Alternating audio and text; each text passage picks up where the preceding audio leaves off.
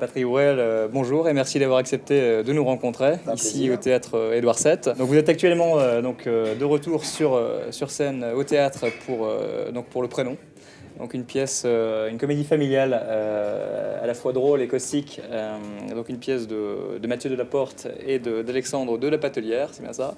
Mise en scène par Bernard Murat. Alors parlez-nous rapidement, si vous le voulez bien, de cette pièce moderne, assez originale, il faut le dire.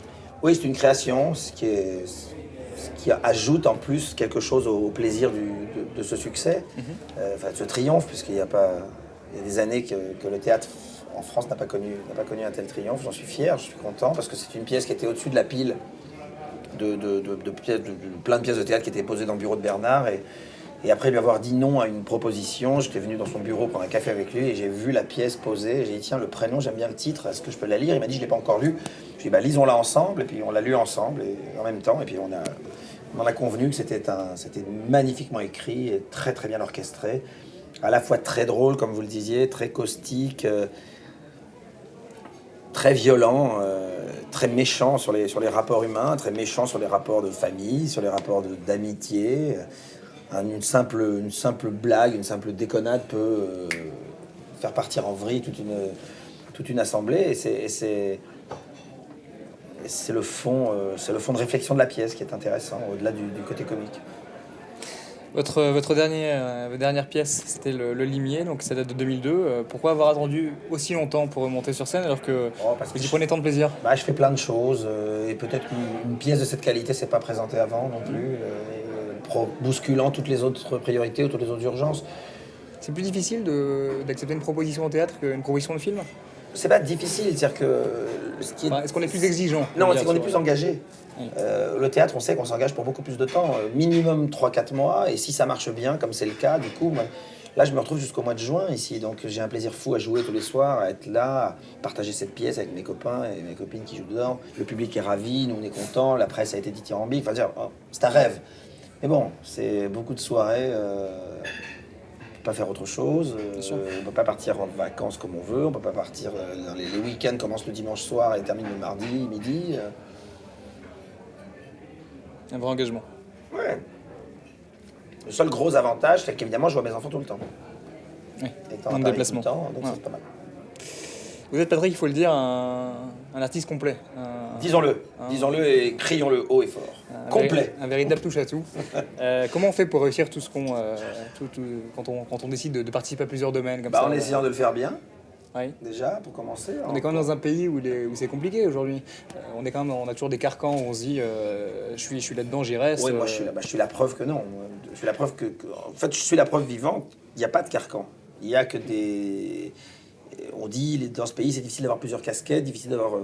qu'on vous pose des étiquettes. Moi, en l'occurrence, on m'a accordé la casquette d'acteur, de chanteur, éventuellement, comme vous le disiez, de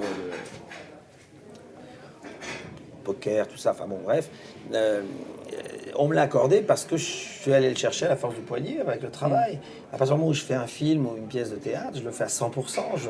Je n'ai jamais rien fait en dilettante, mais jamais. Même quand j'étais petit, je faisais jamais rien en dilettante. La preuve, au moment où je vous parle, je viens d'arriver au théâtre, il est 8h25, parce que j'étais au Perreux-sur-Marne toute la journée et que ça fait 15 jours que je travaille 5 heures par jour avec une pianiste classique pour un spectacle que je fais demain de midi à 13h.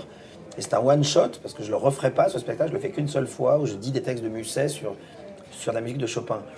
J'aurais pu prendre ça un peu à la légère, arriver demain une heure avant, prendre 3 textes de Musset, les dire et la fille joue. Non, on fait un vrai spectacle avec une proposition où les univers s'enchevêtrent. C'est très très beau, vraiment très beau. Mais ça m'a demandé beaucoup de travail, beaucoup d'énergie, mais à la fois beaucoup de plaisir. C'est une question de passion, je pense, Voilà. avant tout. Voilà, et je ne l'aurais pas fait si ça ne me passionnait pas. Voilà. Justement, on parle de passion, de touche-à-tout. Quel domaine vous n'avez pas encore touché de près ou de loin et vous intéresserait? On vous connaît comme engagé politiquement. vous êtes un homme de conviction avant tout. Est-ce que la politique vous intéresserait dans un avenir plus ou moins proche ou moins proche? Non, parce que la politique m'intéresse quoi qu'il arrive, puisque c'est la vie de la cité et que la vie de la cité m'intéresse. Donc d'être dans la vie active politique, c'est-à-dire d'en faire un métier, je ne crois pas que je sois fait pour ça. Je pense que je peux être là pour discuter, pour élaborer, pour empêcher de tourner en rond, pour donner mon avis, pour me prononcer, pour conseiller même parfois. Mais je n'ai pas la fibre qui fait les hommes politiques. Je ne l'ai pas. Je pense que j'ai la fibre des artistes.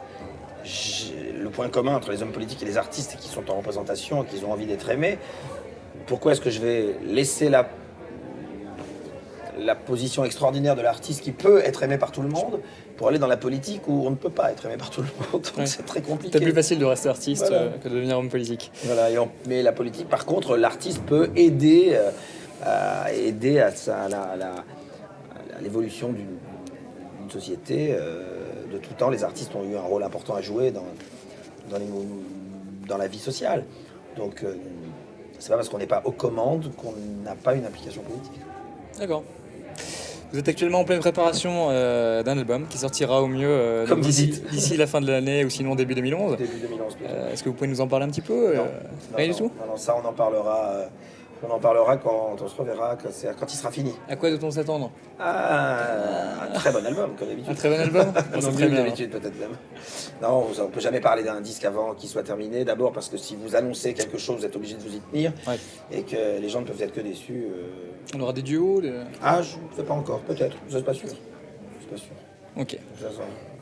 Bon, bah, écoutez, merci beaucoup Patrick Boel, on vous libère. Et je vous en prie. Vous montez sur scène dans quelques minutes, donc dans quelques minutes, maintenant. Bonne chance à votre longue vie à votre TV. Merci. Et donc, on rappelle que vous êtes actuellement au théâtre Édouard VII dans le Prénom.